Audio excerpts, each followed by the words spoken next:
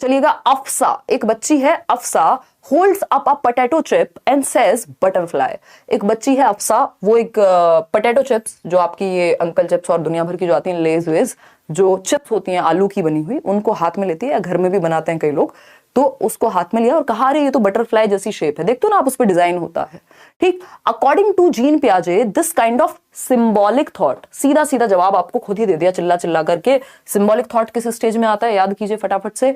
अगर हम बात करते हैं किस चीज की, अफसा आलू की एक चिप्स को दिखाते हुए कहती है देखिए तितली, यानी वो सिंबलाइज कर रही है उस चिप्स को तितली की तरह।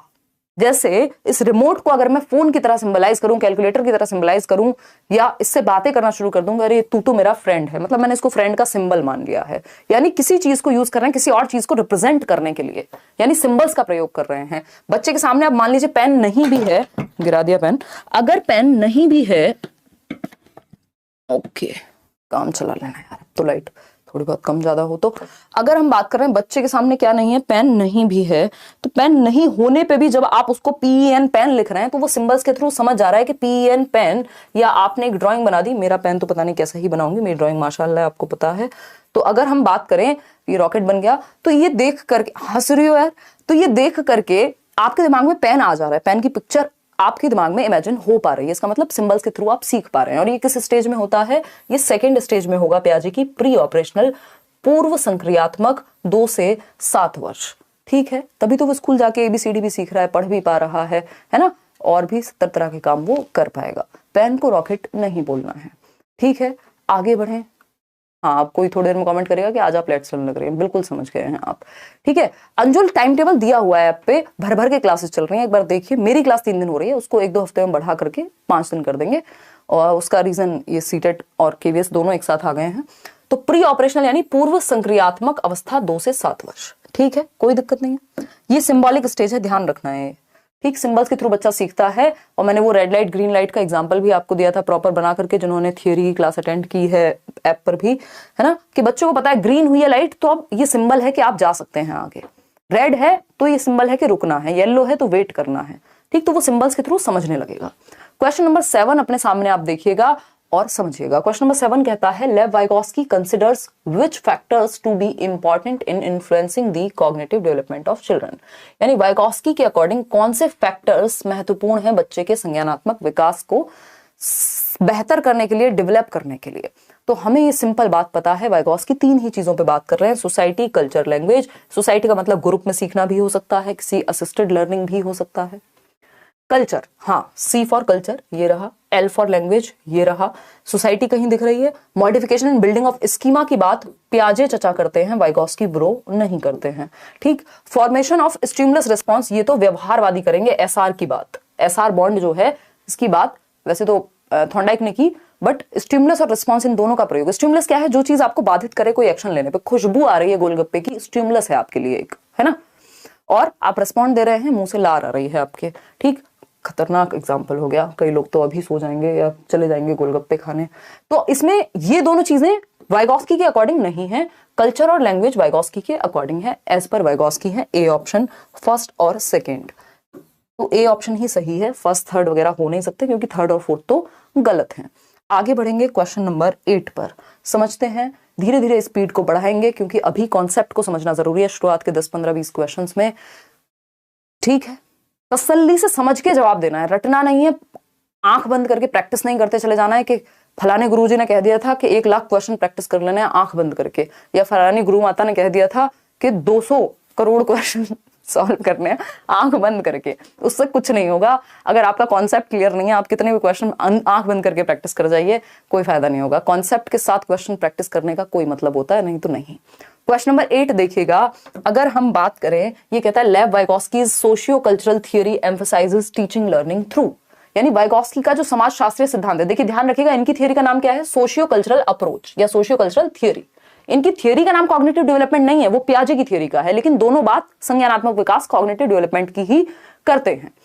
तो जब वाइगोस्की ब्रो कह रहे हैं कि सोशियो कल्चरल थियोरी एम्फसाइज करती है टीचिंग लर्निंग पर, यानी शिक्षण अधिगम प्रक्रिया कैसे होनी चाहिए, तो पहला ऑप्शन है रिवॉर्ड्स एंड पनिशमेंट के थ्रू। अभी मैंने आपको शुरुआत में ही बताया था कि जो रचनावाद है, जो कंस्ट्रक्टिविज्म है, पियाजे, वाइगोस्की, ब्रूनर हैं, या स्पेशली पियाजे और वाइगोस्की हैं, ब्रूनर तो बाद में कॉग्निटिव कंस्ट्रक्टिविस्ट कहे जाते हैं। तो रिवॉर्ड और पनिशमेंट की बात ये लोग नहीं करते, रीइंफोर्समेंट की बात ये नहीं करते, ड्रिल और रिकॉल की बात ये नहीं करते। पीयर इंटरेक्शन एंड स्कैफोल्डिंग, यानी पीयर इंटरेक्शन का मतलब क्या है? सोसाइटी, यानी बच्चा ग्रुप में सीख रहा है। ग्रुप क्या होता है? सोसाइटी का ही पार्ट है। और स्कैफोल्डिंग यानी टेम्परेरी हेल्प, किसी से हिंट मिल रही है, कोई प्रॉब्लम सॉल्व कर दे रहा है, किसी स्टेप पे कोई समझा दे रहा है, आप घर में क्वेश्चन कर रहे हैं, कोई भाई बहन बड़ा निकल के गया, आपने पूछा यार मम्मी बताना यहाँ पे कुछ कर सकता हूँ क्या, अब मैं यहाँ पे अटक गया हूँ या अटक गई हूँ, या बहन या भाई, तो वो स्कैफोल्डिंग दे देगा आपको वहां जहां आप अटक रहे हैं। तो बिल्कुल आप यहाँ दूसरों की मदद ले रहे हैं, यानी सोसाइटी की। तो सोसाइटी के साथ इंटरेक्ट कर रहे हैं, सहकर्मी, बातचीत और पार्ट। पीयर्स कहते हैं जो आपके क्लासमेट्स हैं, आपकी एज के लोग हैं, आपके दोस्त यार भी हो सकते हैं आसपास के। एनालॉजीज और एल्गोरिथम, ये अगेन रट्टाफिकेशन हो जाएगा। तो C option is the right answer. आप लोग 90% लोग दे भी पा रहे हैं। क्वेश्चन नंबर 10 के बाद हम आपको बताएंगे पियाजे चचा क्यों है, वाइगोस्की ब्रो क्यों है और कोहलबर्ग अंकल क्यों है। क्या आप इंटरेस्टेड हैं निशा ये बात जानने में? आप भी इंटरेस्टेड हैं, बहुत बढ़िया। अगर आप थोड़ा सा लॉजिक लगाएंगे तो आप समझ पाएंगे कि मैं ऐसा क्यों कह रही हूं, है ना? लगाया तुमने? तुम डांस कर लो बैठ के। कोई यूपी चंदौली से है, प्रवीण त्रिपाठी पूछ रहे हैं क्या करोगे? हैं घर पे बुला के कॉफी पिलाओगे? पढ़ लो चुपचाप, पेपर में आएगा तो कुछ नहीं हो पाएगा, चाहे चंदौली से हो, चाहे आपके घर से दूर से हो, पास से हो।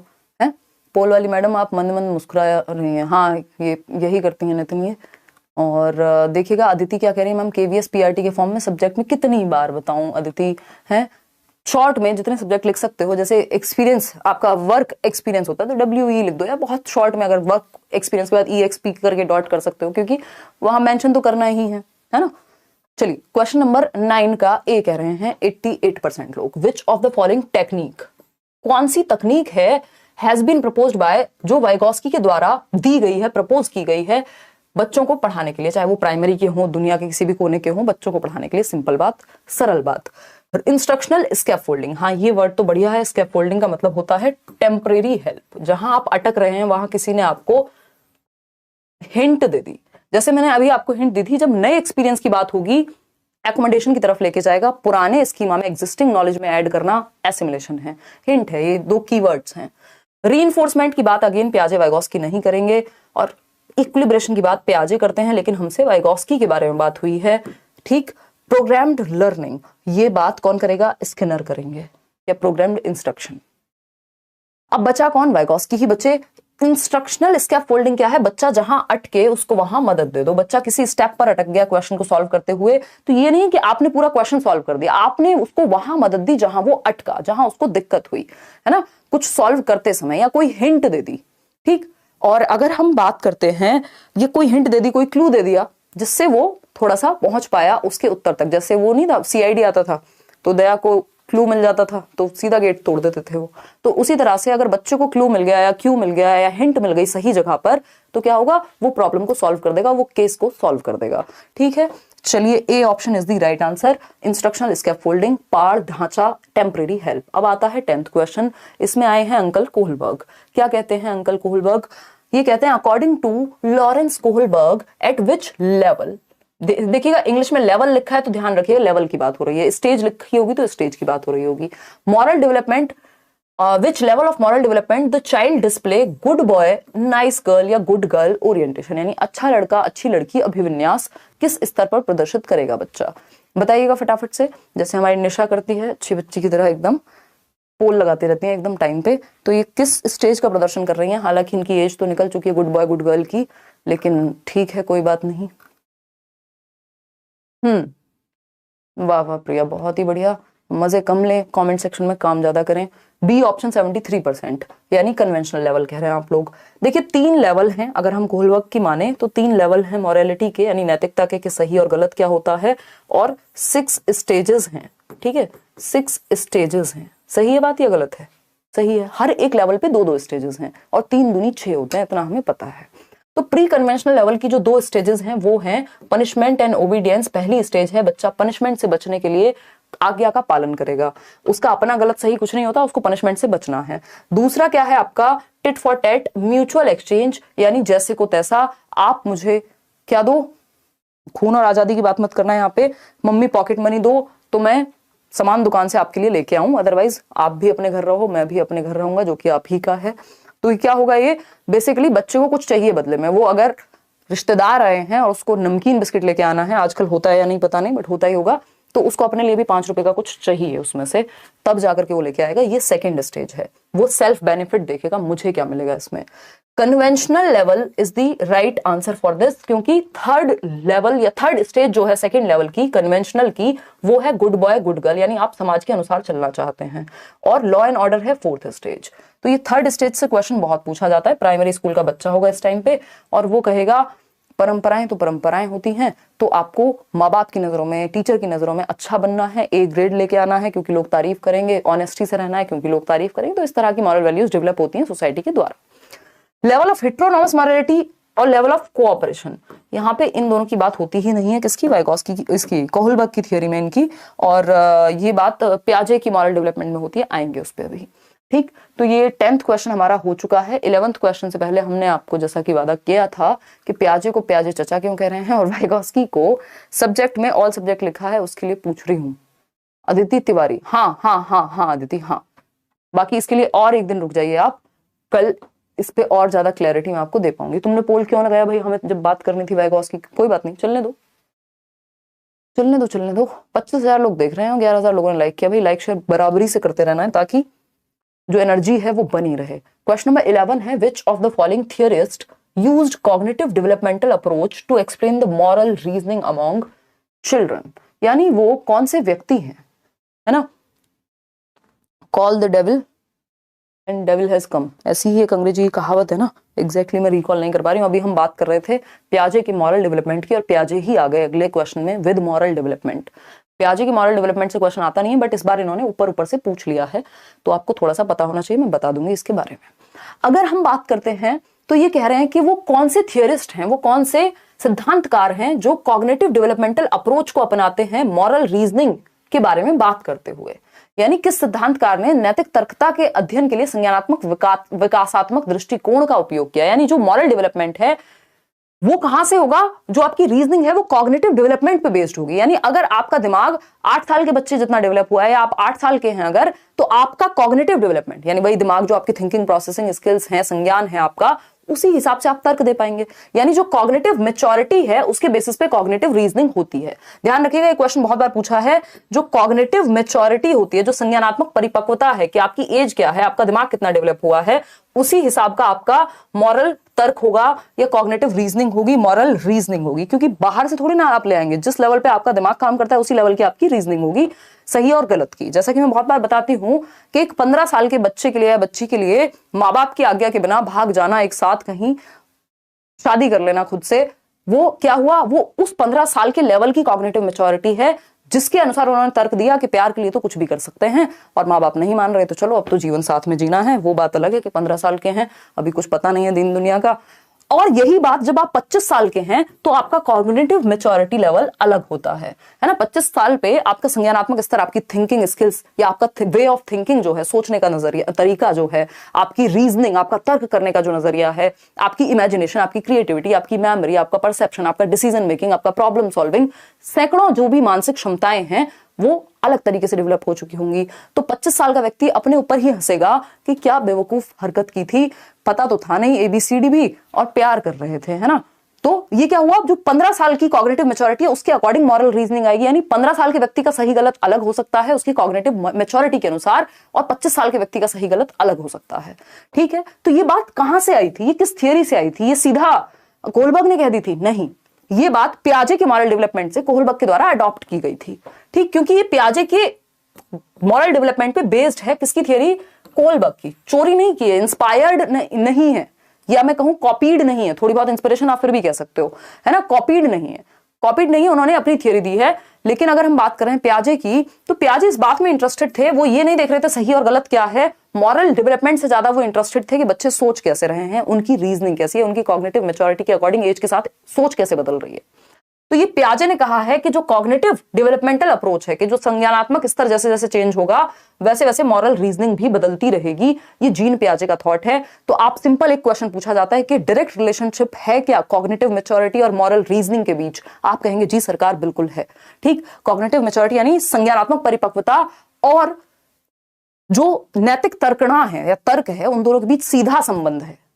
ठीक, और ये बात कोलबर्ग भी कह रहे हैं, तो इस बात को आपको ध्यान रखना है।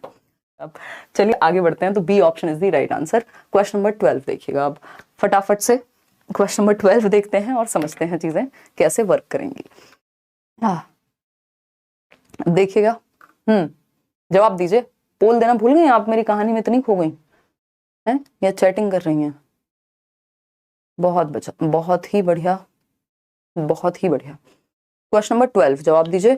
Children actively construct their understanding of the world. इससे आसान क्वेश्चन धरती पे नहीं बना है, एकदम लड्डू क्वेश्चन है कि बच्चे जो है सक्रिय रूप से अपने समझ का, अपने ज्ञान का, दुनिया की समझ का निर्माण करते हैं। यानी बच्चे क्या हैं? लिटिल साइंटिस्ट हैं, नन्हे वैज्ञानिक हैं जो एक्टिवली नॉलेज को कंस्ट्रक्ट कर रहे हैं। और ये बात कौन कहेगा? देखो, एक्टिविटी पे जो सोलली जोर दिया है वो पियाजे ने ज्यादा दिया है। एक्टिविटी प्लस सोसाइटी को जोड़ दिया है उन्होंने, वाइगॉस्की ने। ये पावलोव दिख रहे हैं ना?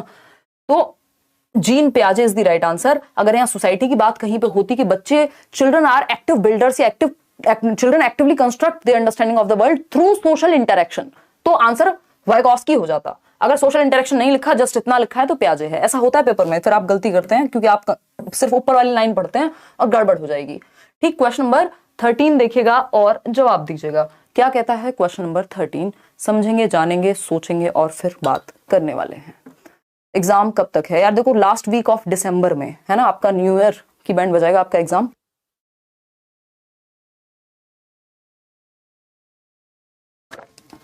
देखिएगा, पानी अपना लेके आया करो, पानी शेयर नहीं करते। Sharing is not caring for us. लीजिए, फिर भी कोई बात नहीं, इंसानियत के नाते हम पानी दे देंगे। क्वेश्चन नंबर 13 देखिएगा। ये क्या कहता है? In context of teaching learning, यानी सीखने और सिखाने की प्रक्रिया में, शिक्षण अधिगम की प्रक्रिया में, which of the following strategy is discouraged by Lev Vygotsky. यानी वाइगॉस्की के अनुसार कौन सी एक चीज है जिसका समर्थन नहीं किया गया? हतोत्साहित करते हैं वाइगॉस्की सीखने और सिखाने की प्रक्रिया में किसी एक चीज को। तो बताइए वो चीज क्या होगी? फटाफट से बताएंगे। देखिएगा, डी ऑप्शन कह रहे हैं 69% लोग। बिल्कुल सही हैं आप लोग, क्योंकि कोऑपरेटिव लर्निंग यानी यहाँ पे लोग होंगे, सोसाइटी है। कोऑपरेशन का मतलब क्या है? लोग होंगे, यानी बच्चे हैं, आपस में ग्रुप होगा, सहयोग कर रहे हैं। बिल्कुल सही है। स्कैफोल्डिंग यानी अगेन हेल्प की बात हो रही है, वाइगॉस्की करते हैं। असिस्टेड लर्निंग यानी कोई तो किसी को असिस्ट कर रहा होगा, कोई तो किसी की सहायता कर रहा होगा। बिल्कुल सही है। लेकिन एक्सपोजिटरी टीचिंग, चाहे पियाजे लिखा हो चाहे वाइगॉस्की, दोनों के अकॉर्डिंग ही गलत है, क्योंकि यहाँ पे बच्चे को एक्टिव नहीं रखा जा रहा, बच्चे के दिमाग में चीजें भर दी जा रही हैं। तो एक्सपोजिटरी टीचिंग पियाजे और वाइगॉस्की दोनों नकारेंगे, दोनों डिस्करेज करेंगे, ये बात याद रखनी है। एक और चीज है जिसको इग्नोर किया है वाइगॉस्की ने, वो है बायोलॉजिकल एस्पेक्ट। तो कई बार पूछ लेता है, इन्होंने जैविक एस्पेक्ट को, जो आपका हेरिडिटी है, उस एस्पेक्ट को थोड़ा इग्नोर किया है। तो ये 2-3 चीजें हैं जिसको वाइगॉस्की इग्नोर करते हैं। क्वेश्चन नंबर 14 देखिएगा। बहुत ही प्यारा सा क्वेश्चन है। इसके बाद हम कुछ पिक्चर्स के थ्रू समझेंगे ये कहानी चल क्या रही है। पोल दे दीजिएगा मैडम। क्वेश्चन नंबर 14 देखिएगा। ये क्या कहता है? While arranging the pieces of a puzzle, एक पजल है, मीठी एक प्यारी सी बच्ची है, मीठी सी, speaks aloud to direct her own actions, यानी खुद से ही चिल्ला चिल्ला के बातें कर रही है, अपने ही एक्शंस को गाइड करने के लिए, डायरेक्ट करने के लिए, दिशा देने के लिए। Lev Vygotsky refers to the use of such language for self regulation. एक तो बच्चा, अलाउड का मतलब क्या है? जोर से या बोल बोल करके बातें कर रहा है, खुद से ही, खुद के ही एक पजल को, एक गेम को सॉल्व करने के लिए कि ये पीस कहां फिट होगा, ये वो दुनिया भर की बातें। ठीक है, चलिए समझते हैं। आप लोग छोटे बच्चों की तरह पानी लेके आया करो। यस यस दीक्षा, हम बिल्कुल छोटे बच्चे हैं, पढ़ते और पढ़ाते समय, है ना। देखिएगा, क्वेश्चन नंबर 14 देखिएगा क्या कहता है। आप लोग कह रहे हैं बी ऑप्शन, यानी किसी एक पहेली के टुकड़े को जोड़ते समय, वो पीसेस नहीं होते पजल के, उनको जोड़ रहा है बच्चा, ये बच्ची है मीठी, और वो अपनी क्रियाओं को निर्देशित करने के लिए बोल बोलकर काम करती है। स्वयं को निर्देशित करने से संबोधित भाषा के इस प्रयोग को क्या कहते हैं? Self direction, self regulation of speech by speaking allowed, loud, बोल बोल करके। इसको प्राइवेट स्पीच वाइगॉस्की की भाषा में कहा जाता है। अगर यही पूछा होता पियाजे की भाषा में तो ऑप्शन ए हो जाता ईगोसेंट्रिक स्पीच। तो हम ये कहेंगे प्राइवेट स्पीच, निजी वाक या निज वाक 3 से 6 वर्ष, वैसे तो ये 2 से 7 में भी सही हो सकता है क्योंकि ये आपका जो है प्री ऑपरेशनल या अर्ली चाइल्डहुड का कैरेक्टरिस्टिक है। प्राइवेट स्पीच 3 से 6 वर्ष, इस पे एक क्वेश्चन आता ही आता है। प्राइवेट का मतलब ही है यानी बच्चा खुद से बोल बोल करके बातें कर रहा है अपने प्राइवेट स्पेस में, यानी जहां पे भी वो है। इसका मतलब ये नहीं कि प्राइवेट स्पेस है, जैसे आप पेपर में क्वेश्चन सॉल्व करते समय खुद से बोल के बात कर रहे हैं, अरे नहीं हिमांशु ने तो ये बताया था, आप वहां पे एग्जामिनर कह रहा है क्या चल क्या रहा है, तो ये क्या हुआ प्राइवेट स्पीच। आप खुद को ही डायरेक्ट कर रहे हैं अपने ही एक्शंस को बोल बोल करके। आप किसी से बात नहीं कर रहे हैं बट खुद से ही बोल के बात कर रहे हैं। जब आप मन में बात करेंगे तो वो साइलेंट स्पीच बन जाता है, जब आप किसी और से बात करेंगे तो वो सोशल स्पीच बन जाता है। ये 2 वर्ष के आसपास आ जाती है बच्चे में, और साइलेंट इनर स्पीच आती है 6 वर्ष के बाद, ठीक है, या 6 वर्ष तक। तो ये 3 प्रकार हैं स्पीच के वाइगॉस्की के अनुसार। क्वेश्चन नंबर पे बाद में चलेंगे, पहले इसको समझेंगे। तो जैसे ये पजल है, इस क्वेश्चन को घुमा घुमा के कई तरीके से पूछ लेता है। यानी बच्चे हैं, पजल सॉल्व कर रहे हैं खुद से, अकेले बच्चा है, ये बच्ची अपनी एक पजल सॉल्व करने में लगी हुई है, ये बच्ची अपनी एक पजल है। ये आप देख रहे हैं पीसेस आते हैं, ऐसे गेम्स आते हैं ना बहुत सारे, तो वो कह रही है यार मेरे को ना ऑरेंज वाला चाहिए था, ऑरेंज वाला चाहिए था, मैंने तो गलत ले आई। खुद से बातें कर रही है, खुद के ही एक्शन को डायरेक्ट कर रही है। ये क्या होती है, प्राइवेट स्पीच होती है। और भी इसमें कुछ एग्जांपल्स हैं, जैसे आप देख रहे हैं, ये देख रहे हो यहाँ पे 3+ लिखा हुआ है। 3+ समझ रहे हो ना, जिनके घर में बच्चे हैं, आसपास जिन्होंने बच्चे देखे हैं, खुद कभी बच्चे रहे हैं, तो वो ये समझ सकते हैं, है ना। आज आप इतना स्लो क्यों चल रहे हो, फास्ट पढ़ाओ प्लीज। सोनी कह रहे हैं फास्ट पढ़ाएं। यार मैं आज इस मूड में हूं कि आप स्पीड बढ़ा करके देख लीजिएगा बाद में, एक तो ताकि हम थोड़ा सा कंप्लीटली इसको समझ सकें। और चलिए क्वेश्चन नंबर 15 के बाद थोड़ी स्पीड बढ़ा सकते हैं। तो 3+ की अगर हम बात करें, ये 3+ ईयर्स के लिए, यानी प्राइवेट स्पीच आती है इस एज में, यानी बच्चा खुद से बोल बोल करके बातें करने लगेगा। ईगोसेंट्रिक स्पीच भी इसी स्टेज में आती है, जिसकी बात प्याजे करते हैं, प्राइवेट की बात वाइगॉस्की करते हैं। तो वो बच्चा कह रहा है यार ये वाला पीस, इसका फेस का जो साइड वाला पार्ट था ना वो कहाँ है, ढूंढ के लाओ, खुद से ही बातें कर रहा है। ऐसा आप करते हैं ना, बच्चे रेलगाड़ी भी चला रहे हैं तो वो छुक छुक छुक खुद ही आवाजें निकाल रहे हैं कि ये ऐसे नहीं ऐसे जाएगी, ठीक। और अगर आप एक और पिक्चर देखेंगे तो आपको पता है ये ABCD के पजल है, बच्चा खुद से ही सॉल्व करते समय बातें करे कि यार इसका पैर कहाँ गया जिस पे W था, तो वो प्राइवेट स्पीच कहलाएगा। एक बच्चा एक टी-शर्ट को फोल्ड करते समय, क्वेश्चन पूछा जाता है फोल्ड करते समय, यानी एक टी-शर्ट की तय करते समय किसी कपड़े को खुद से बातें कर रहा है, अरे इसको तो ऐसे तय कर सकते हैं, ये कर सकते हैं, वो कर सकते हैं, यानी डायरेक्ट कर रहा है, खुद को दिशा दे रहा है, जो कि अच्छी बात है, प्राइवेट स्पीच कहेंगे। क्योंकि वाइगॉस्की के अकॉर्डिंग लैंग्वेज जो है बहुत महत्वपूर्ण है संज्ञानात्मक विकास में, तो प्राइवेट स्पीच भी क्या हो गई, महत्वपूर्ण हो गई। क्वेश्चन नंबर 15 देखिएगा और जवाब दीजिएगा। कोहलबर्ग की यहाँ चर्चा हो रही है, फटाफट से स्पीड पकड़ेंगे। अब आप लगभग सारे कॉन्सेप्ट जो हैं वो मेन मैं आपको बता चुकी हूं अब तक, अब स्पीड के साथ चल के आपको फटाफट जवाब देना है, ठीक है ना। चलिए सैयद 100% लोग बी दे रहे थे, फिर 77% रह गए। चलिए समझते हैं। अगर हम बात करें, रात बहुत हो चुकी है बट आपने सोना भी नहीं है, तब तक क्वेश्चंस हम नहीं कर लेंगे। यानी कोहलबर्ग के according theory of moral development यानी नैतिक विकास का जो सिद्धांत है, एट विच स्टेज की बात हो रही है देखिएगा, of moral development do individuals define right action by self chosen ethical principles of conscience that are valid for all humanity regardless of law and social agreements. यानी क्या नियम है, क्या कायदे कानून है, समाज में कोई फर्क नहीं पड़ता, एक व्यक्ति ने अपने आप सेल्फ चोजन अपने कुछ प्रिंसिपल्स हैं उसके, जिसके लिए वो अपनी जान पे भी आ जाए तो वो खड़ा रहेगा, और कंसाइंस के बेसिस पे जो उसकी चेतना है उसके आधार पर उसने कुछ डिसीजंस लिए, यानी खुद के लिए नियम निर्धारित किए और पूरी ह्यूमैनिटी को सेव करने के लिए। जब ऑल ह्यूमैनिटी की बात आ जाए तो सिर्फ एक स्टेज बचती है जिसको हम यूनिवर्सल एथिकल प्रिंसिपल कहते हैं। जब एक इंडिविजुअल के राइट की बात आती है और नियमों में परिवर्तन संभव है तो आ जाता है आपका 5th सोशल कॉन्ट्रैक्ट ओरिएंटेशन। लेकिन यहाँ पूरी ह्यूमैनिटी की बात हो रही है तो बी ऑप्शन, क्या, यूनिवर्सल एथिकल प्रिंसिपल।